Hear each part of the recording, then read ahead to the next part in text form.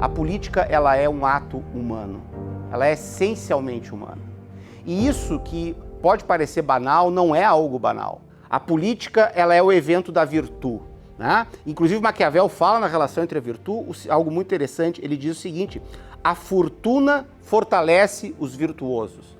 E a fortuna, ela é impiedosa com aqueles que não têm virtude. Então, o problema da política é esse, o problema da qualidade do líder, do engenho do líder, da habilidade do líder. Seja esse líder um homem, seja esse líder um partido, seja esse líder, enfim, um general. Então, eu acho que esse axioma da virtude, ele é um axioma difícil de ser contestado. E há um segundo pedra elementar, assim, que eu acho que existe na obra do Maquiavel, que é a ideia da imperfeição humana. Maquiavel não debate se o homem é bom, é ruim, se o homem no seu estado de natureza era diferente, se o homem é obediente ou não é obediente a Deus. Ele não debate isso, ele debate o seguinte: o homem ele é imperfeito. E sendo o homem imperfeito, havendo a maldade entre o homem, você não pode vencer sendo sempre bom sendo bom entre os maus. A política, no certo sentido, ela nasce e ela aparece para que ela seja uma substituição da guerra. Se nós não tivéssemos a política, na sociedade ela ia viver um período de conflito permanente. Ia ser impossível viver, ia ser impossível ficar em tranquilidade com a nossa família, ia ser impossível empreender. A política substitui a guerra, mas ela não deixa, mesmo por substituir a guerra, a política ela não deixa de ser de conter uma certa dose de administração da violência, de administração da maldade, de administração da força. Aliás, quanto melhor um político souber administrar a sua força, é menos improvável que ele vá precisar incorrer a violência mais explícita e a maldade. Há uma diferença entre você ser um político e você ser um pregador. Há políticos, ao longo de toda a história e até hoje, que eles tentam ser pregadores, que eles querem pregar vontades e, uma vez no governo, eles se sentem autorizados a qualquer custo a realizar aquilo que eles julgam verdade. Mantendo, claro, então, uma ponte de coerência entre aquilo que eles pregam e aquilo que eles fazem no governo. Essa coerência que é vendida como coerência, na verdade, ela encobre uma visão autoritária da política. Por quê? Porque o mundo é plural, o mundo é diferente. E você governar, em qualquer época, em qualquer circunstância, significa você governar entre os diferentes. E governar entre os diferentes é fazer concessões entre os diferentes. Então, há uma dose muito grande de diferença, então, entre o que você diz e aquilo que você efetivamente faz.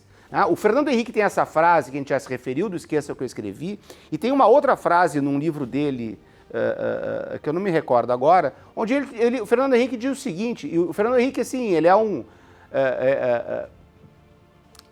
alguém que domina, né, a teoria política. Ele diz: olha, os acordos na política, eles existem para serem observados. Muitas vezes os acordos na política não vão ser cumpridos porque não é possível cumpri-los. E nós vamos achar exemplos assim em vários políticos brasileiros, em vários políticos no mundo, de matizes ideológicas ou doutrinárias totalmente diferentes. Bom, mas fica uma questão importante. Bem, então vale tudo? Quer dizer, eu posso simplesmente assumir e fazer tudo ao contrário daquilo que eu disse que faria? Bom, não pode. Não pode, só que não pode pelo seguinte: quem faz no governo, ou na gestão pública, ou numa prefeitura, exatamente o contrário do que disse que ia fazer, esse cara não vai perder o poder. Há um princípio de legitimidade que se quebra.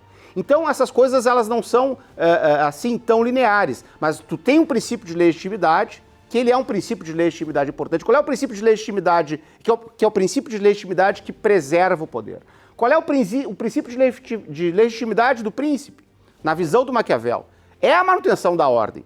E a manutenção da ordem significa, leia-se, a manutenção da segurança das pessoas, a manutenção do bem-estar do reino. Então, se ele fizer algo diferente do que disse que ia fazer, em nome de manter o bem-estar do reino, ele vai estar sendo fiel ao seu princípio de legitimidade.